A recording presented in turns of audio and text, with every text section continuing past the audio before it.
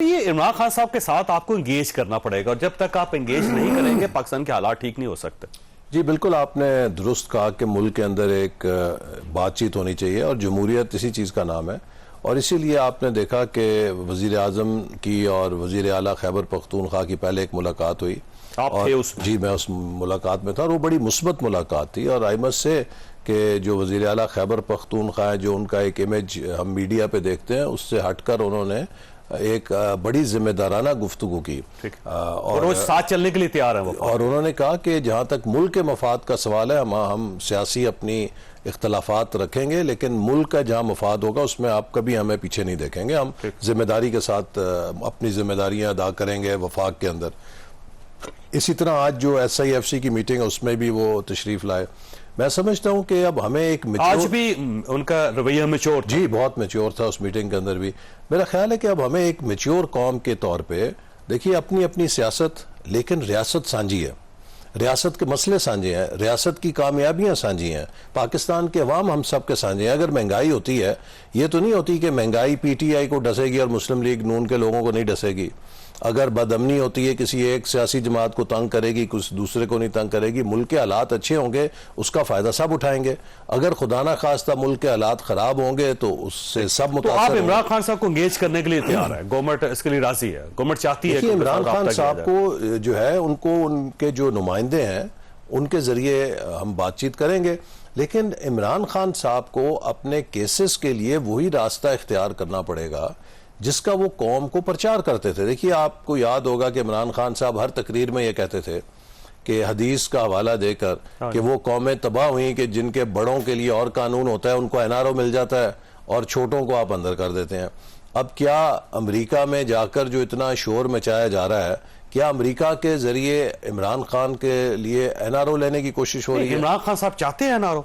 मुझे तो यही लगता है कि जिस तरह अमेरिका में वो जाकर, अली अमीन गंडापुर साहब ने आपसे कोई मुतालबा किया इस चीज़ का? उन्होंने तो नहीं किया, लेकिन अगर आप उनके हिकमत अमली देखें, हम IMF के पास जाके वहाँ मुजाहरा करना और पाकिस्तान के मफादात के खिलाफ मुजाहरा करना और IMF को ये कहना कि आप पाकिस्तान पे कड़ी शर्तें लगाएं। अगर IMF पाकिस्तान पे कड़ी शर्तें लगाएगा तो वो शर्तें किसको मुतासर करेंगी? पाकिस्तान के गरीबों को, पाकिस्तान के अवाम को। हम पर झूठे केस नहीं बने। जो जैसा मैं जेल में नहीं रहा इमरान खान के हाथों, क्या कभी IMF को खत लिखा? क्या भी कभी अमेरिका बरतानिया के सफीरों को कोई पटिशन की? हमने अपने मुकदमे अदालतों में लड़े और अपनी बेगुनाही साबित की। अगर इमरान खान साहब समझते हैं कि उन्हें झूठे मुकदमों में फंसाया गया है, उसका रास्ता ये नहीं है कि आप अमेरिका में मुल्क के खिलाफ मुहिम चलाएं, आप IMF को कहें कि पाकिस्तान के खिलाफ बंदिश करो।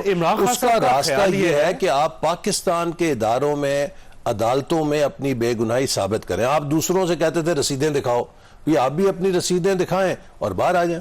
ठीक। अच्छा, वैसे इमरान खान साहब का ख्याल ये है कि वो सिर्फ 5-6 महीनों के लिए जेल के अंदर हैं, उसके बाद वो रिहा हो जाएंगे और आपकी गवर्नमेंट चली जाएगी। और पाकिस्तान पीपल्स पार्टी इसलिए गवर्नमेंट का हिस्सा नहीं बनी कि उसे पता ही है 5-6 महीने के मेहमान है। मेरा ख्याल है कि ये उनकी भूल है।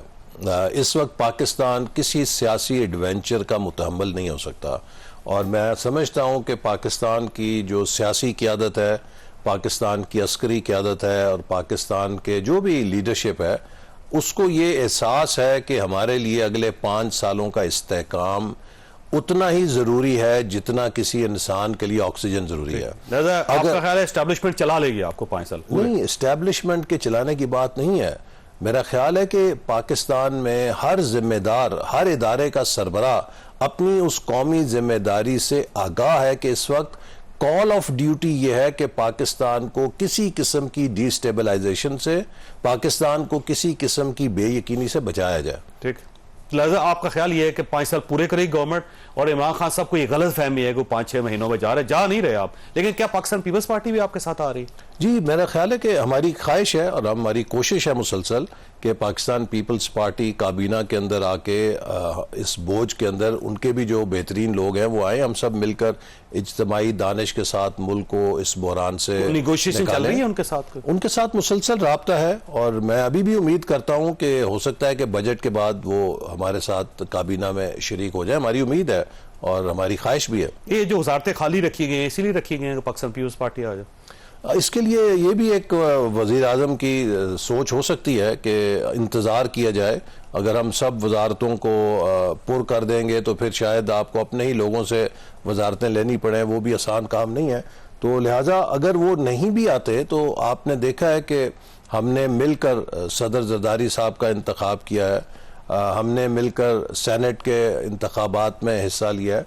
तो मेरा ख्याल है पीपल्स पार्टी इंशाअल्लाह ताला वो एक ज़िम्मेदार पार्टी है और वो भी इस हुकूमत के साथ, इस इत्तेहाद के साथ अपना पूरा जोर लगा के अपना किरदार अदा करेगी। इसकी वजह यह नहीं है कि उन्होंने हमारी मदद करनी है, मुल्क का तकाजा है, मुल्क के हालात का तकाजा है। अच्छा ये फरमाइए, अली गंडापुर साहब जो हैं, अली अमीन गंडापुर साहब, उनका क्लेम है कि खैबर पख्तूनख्वा के आपने 1500 अरब रुपए अदा करने और कहते हैं जब तक वो अदा नहीं होंगे मैं आगे नहीं बढ़ूंगा। तो 1500 अरब रुपए दे रहे हैं आप उनको? नहीं, इसके लिए जब वो आए थे तो उन्होंने ये बात की थी वज़ीर आज़म साहब से और ये भी कहा था कि हमें मुल्क की और हुकूमत की जो मुश्किलात है उनका भी एहसास है, लेकिन जो प्रैक्टिकली मुमकिन है हम उसके ऊपर बात करेंगे। हम कोई ऐसी गैर मंतकी फरमाइश नहीं करेंगे जो हमें भी लगे कि पूरी नहीं हो सकती और मुल्क के लिए भी मुश्किल है। और इस पर फिर वज़ीर आज़म ने एक कमेटी बनाई थी जिसमें 2 अफराद वफाक के हैं, 2 उनके हुकूमत के हैं और सेक्रेटरी ख़जाना को हदायत की थी कि वो खैबर पख्तूनख्वा की सेक्रेटरी फाइनेंस के साथ मिलकर जो भी उनके वाजिबात हैं उनको अदा करें और वफाकी हुकूमत अदा करेगी खैबर पख्तूनख्वा के जो भी वाजिबात जितने भी बनते हैं। जी, जो भी अगर 1500 बनते हैं तो 1500 अरब रुपए आप अदा करेंगे। बस इस पर ये तो उनकी अब कमेटी है ना, उसमें बैठ के वो इस बात का हमारे फैसला खजाने में तो पैसे नहीं, तो 1500 अरब रुपए 1500 अरब तो ना उन्होंने मांगे हैं ना ही इतने हैं। आपको मैंने बता दिया है कि इस वक्त तो आपको कर्जे अदा करने के लिए भी 1000 अरब कर्जा लेने की जरूरत है। तो जो भी मुमकिन होगा और वसाइल के अंदर होगा उनका जो भी मुतालबा होगा उसको हम जरूर पूरा करेंगे। इसी बजट से पहले हो जाएगा, इस बजट के बाद होगा? जी जी, इंशाल्लाह जल्दी हो जाएगा। ये उस कमेटी के ऊपर है, अब जो भी वो लाएमल बनाए उसके मुताबिक हम इंशाल्लाह अमल करेंगे। अच्छा, वैसे अली अमीन गंडापुर साहब की गुफ्तगू सुने तो ऐसा लगता है जैसे वो वफाक के साथ लड़ने के लिए तैयार बैठे हुए। कल भी उन्होंने उनका एक वीडियो बयान आया था, उन्होंने मरियम नवाज साहबा को कहा जी कि आप इस किस्म की हरकतें ना करें, यहाँ पे DI खान के अंदर बाकायदा पर्चे दर्ज हैं आपके खिलाफ, मियां नवाज शरीफ साहब के खिलाफ, आसिफ अली जरदारी साहब के खिलाफ, और मुझे मजबूर ना करें, मैं यहाँ पुलिस भिजवा के आपको गिरफ्तार कर सकता हूँ। तो एक इंप्रेशन उनका वो होता है और आप ये कह रहे हैं कि आज अंदर वो बहुत कंफर्टेबल थे। देखिए ना, मैंने जैसे शुरू में कहा कि सियासत अपनी अपनी, सियासत करने पे तो आप किसी पर पाबंदी नहीं लगा सकते, लेकिन जहाँ रियासत है, रियासत हम सबकी साझी है।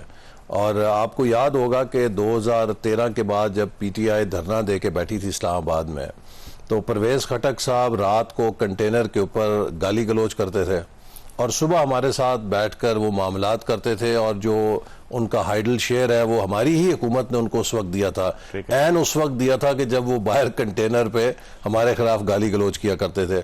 और उसी दौरान हमने उनके साथ मिलकर CPEC के ऊपर भी इत्तफाक राय पैदा किया और वो मेरे साथ दिसंबर 2016 में बीजिंग गए, पूरे वज़राए आला गए और हमने चीन की क़यादत को बताया कि देखिए पूरे पाकिस्तान की क़यादत बैठी है और ये CPEC के ऊपर इत्तफाक राय रखती है। मुल्क के अंदर हम आपस में लड़ सकते हैं लेकिन जहाँ मुल्क के मफादात हैं उसमें हम सब मिलकर काम करेंगे। तो यही वो जज्बा है जिसके साथ हम आगे चलेंगे इंशाल्लाह, और हमें चलना चाहिए। और मुझे यकीन है कि वज़ीर आला अमीन गंडापुर भी इसी जिम्मेदारी के साथ जो कि तकाजा है इस वक्त मुल्क का, वो अपना किरदार अदा करेंगे। अच्छा, वैसे अली अमीन गंडापुर साहब जो हैं वो हैं बड़े दिलचस्प किरदार। कल उन्होंने कह दिया था कि जो शख्स आपसे रिश्वत तलब करे उसका सर खोल दें, आप उसमें ईंट मार दें और कहें कि वजीर आला। आज बल्कि एक जगह पे खुल भी गया, आपको पता होगा, शीशा मार दिया खातून ने, एक जो बेनजीर इनकम सपोर्ट प्रोग्राम के जो आयल कार थे उसके। अच्छा, एक तरफ उनका ये होता है और दूसरी तरफ ये होता है, और जब ये कि इमरान खान साहब ने कहा उन्हें तस्वीर नहीं खिंचवानी चाहिए थी मियां शहबाज शरीफ साहब के साथ, तो अली अमीन गंडापुर साहब को कहना है कि मुझे भुला पुसला के उन्होंने तस्वीर खींच ली। तो आज भी एक तस्वीर रिलीज हुई है, तो उन्होंने अपनी मर्जी से खिंचवा ली है या आपने उन्हें चक्कर दे के तस्वीर खींच ली? नहीं, वो तो देखिए ये वो चीज़ें हैं जो रियासत की हैं कि जिसमें तमाम वज़राए आला हों, और अगर आप इस मौके पर भी नहीं हैं तो आप फिर अपनी रियासती जिम्मेदारियां पूरी नहीं कर रहे, अदा नहीं कर रहे। मैं समझता हूं कि ये उनकी मैच्योरिटी है और यही तर्ज अमल होना चाहिए।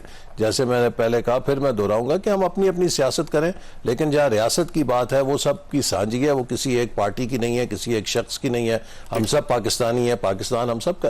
अच्छा, शेर अफजल मरवत साहब को इमरान खान साहब पब्लिक अकाउंट्स कमेटी का चेयरमैन बनाना चाहते हैं, तो आप क्यों रेजिस्ट कर रहे थे उनको? ये तो स्पीकर साहब का मामला है, स्पीकर साहब इस पे फैसला करें। स्पीकर साहब गवर्नमेंट है, गवर्नमेंट स्पीकर साहब नहीं, स्पीकर साहब बाइख्तियार हैं, इंडिपेंडेंट हैं, वो उस पर जो भी कानून के मुताबिक फैसला होगा करेंगे। वैसे बड़ा दिलचस्प कॉम्बिनेशन होगा अगर वो शेर अफजल मरवत साहब पब्लिक अकाउंट कमेटी के चेयरमैन बन जाते हैं। रोज आपको बुला रहे होंगे, आप वहां पे उनके सामने बैठे होंगे। नहीं, देखिए ये चीज़ें ना, ये एक जमहूरी अमल का हिस्सा होती हैं। हमने बसा औकात देखा है कि लोग जो बहुत वाइल्ड कार्ड जिन्हें कहते हैं, जब उन पर जिम्मेदारियां पड़ती हैं तो उनका तर्ज अमल बहुत ठीक हो जाता है। चूँकि आप एक जलसे आम की तकरीर और होती है, लेकिन जब आप इदारों के अंदर आते हैं, इन इदारों के तकाजे और होते हैं। और आप देखेंगे कि रफ्ता रफ्ता जो लोग इस वक्त पीटीआई के बहुत से नए लोग आए हैं और उन्होंने इब्तदा के इजलासों में जिस किस्म का मुजाहरा किया, लोग भी उससे परेशान थे क्योंकि उनके लिए नया तजुर्बा था। लेकिन जूं जूं उन्हें एहसास होगा कि वो कितने बड़े फोरम के मेंबर बन गए हैं, इस फोरम के क्या तकाजे हैं, उनके अंदर एक ठहराव आएगा और मैच्योरिटी आएगी। ये बात आपकी ठीक है। ऐसा मैंने एक ब्रेक लेनी, ब्रेक के बाद दोबारा हाजिर होता हूं।